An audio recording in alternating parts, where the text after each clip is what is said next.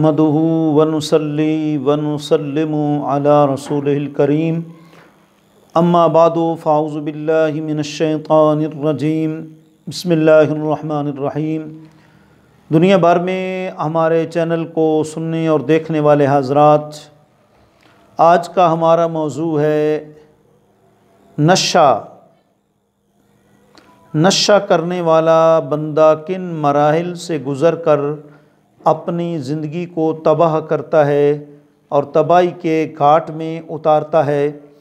دیکھیں، اللہ رب العزت نے اور نبی پاک صلی اللہ علیہ وآلہ وسلم نے جن جن چیزوں سے منع کیا ہے، اس کا مطلب ہے ان کے اندر نقصان ہے، اور جن جن چیزوں کا حکم دیا ہے اس کا مطلب ہے ان چیزوں کے اندر فائدہ ہے، یا یوں کہہ لیجئے کہ جن جن چیزوں کا اللہ رسول نے حکم دیا ہے ان چیزوں کے کرنے میں حسن ہے، زینت ہے، خوبصورتی ہے، بیوٹی ہے، اور جن جن چیزوں سے اللہ رسول نے منع کیا ہے ان کے اندر ایک برائی ہے، قبح ہے۔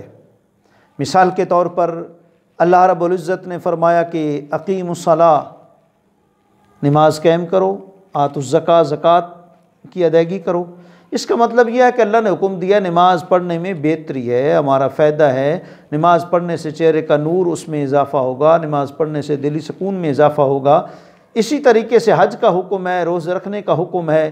یہ ساری وہ چیزیں ہیں کہ جن کی وجہ سے انسان کو ایک حسن اور بہتری اور فائدہ جو ہے وہ نصیب ہوتا ہے، اور کچھ چیزیں وہ ہیں کہ جن کی وجہ سے اللہ نے جب منع کر دیا تو بندہ منع نہ ہوا تو پھر نقصان اٹھانا پڑے گا۔ لا تقربوا الزنا انہ کان فاحشہ وساء سبیلا، فرمایا کہ زنا کے قریب نہ جاؤ کیونکہ یہ بہت بری راہ ہے، زنا کے قریب مت جاؤ کیونکہ یہ بری راہ ہے۔ تو اللہ نے خود منع کر کے کام کا ساتھ اشارہ کر دیا کہ جس کام سے میں منع کروں وہ کام برا ہے، وہ تم نہ کرو۔ اب دیکھیں، اب شراب ہے، نشہ ہے، بھنگ ہے، افیون ہے۔ اب قرآن نے واضح کہا ہے کہ یا ایھا الذین آمنوا انما الخمر والمیسر والانصاب والازلام رجس من عمل الشیطان فاجتنبوہ لعلکم تفلحون۔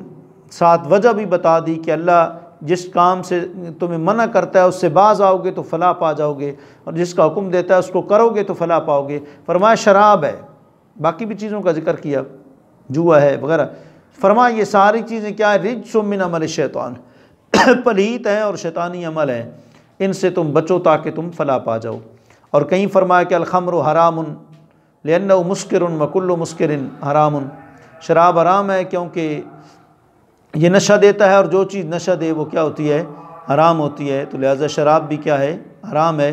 کہیں فرمایا سرکار نے کل ما نہی عن ذکر اللہ فہو میسر، جو چیز تمہیں اللہ کی یاد سے روک دے وہ جوا ہے، یعنی جس چیز سے غفلت آتی ہے اس سے انسان کو رکنا چاہیے۔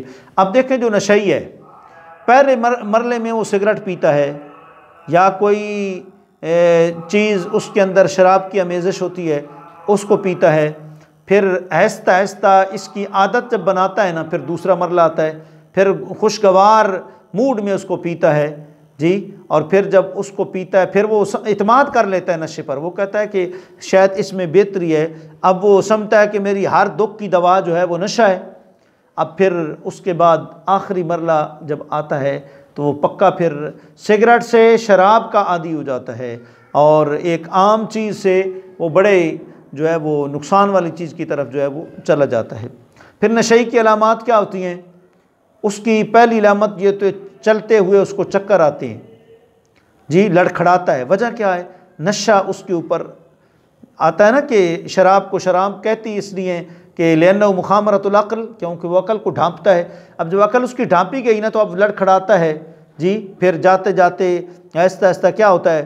اس کی کوشش ہوتی ہے کہ میں سو جاؤں، میں جو ہے وہ نیند کروں جی، اور پھر اس کی تیسری علامت کیا ہوتی ہے؟ جب سوتا ہے تو گہری نیند سوتا ہے، آس پاس جتنا مرضی ہے کوئی آوازیں لگاتا رہے، وہ اپنا مست ہوتا ہے۔ اور پھر چوتھی اس کی علامت یہ ہوتی ہے کہ اس کی ہونٹ جو ہے نا ان کے اوپر خشکی آ جاتی ہے جی، وہ ہونٹ پھر اپنی زبان ہونٹوں کے اوپر مارتا ہے جی، تاکہ کچھ نہ کچھ تری ملے، اور پھر پانچویں یہ اس کی علامت ہوتی ہے کہ اس کے ہاتھ لرزتے ہیں، کانپتے ہیں ہاتھ اس کے، جی یہ جیسے راشہ طاری ہو گیا۔ اور چھٹی یہ ہوتا ہے کہ اس کے جسم پر ضرور کوئی نہ کوئی چوٹوں کے نشانات ہوتے ہیں۔ اگر وہ مستریوں کا کام کرتا ہے تو نشے کی حالت میں اس نے کہیں مطلب تھوڑی کو اور مارنا ہوتا ہے تو اور جگہ مار جاتا ہے، کہیں اپنے آپ کو مار جاتا ہے، تو اس وجہ سے کہیں نہ کہیں اس کو زخم ہو جاتے ہیں۔ اور پھر ساتواں یہ کہ اس کا جو رنگ ہے نا پیلا پڑ جاتا ہے، کیونکہ رنگ کے اندر جو خون ہے، یہ جو کیا کہتے ہیں زردی ہے، یہ معاملات ہیں، ان سے وہ جب اپنے آپ کو نکالتا ہے، آزادی میں داخل کرتا ہے، پھر زائد بات ہے پھر تباہی ہوتی ہے۔ اور پھر جب بولتا ہے تو اس کا گلا جو ہے وہ خشک ہو جاتا ہے، آنکھیں اس کی خمار آلود ہو جاتی ہیں۔ اور نشہ کرنے والا پھر گھر میں کیا کرتا ہے، تلخ کلامی کرتا ہے، کبھی چھوٹے بچوں سے، کبھی بیوی سے، کبھی جانوروں کو گالی دینا شروع کر دے گا، جی۔ اور اس طرح پھر اس کی جلد کی خشکی ہو جاتی ہے، ناخنوں میں سفیدی آتی ہے، بات کرتے ہوئے بات بھول جاتا ہے، کیونکہ گناہ سے حافظہ کمزور ہو جاتا ہے۔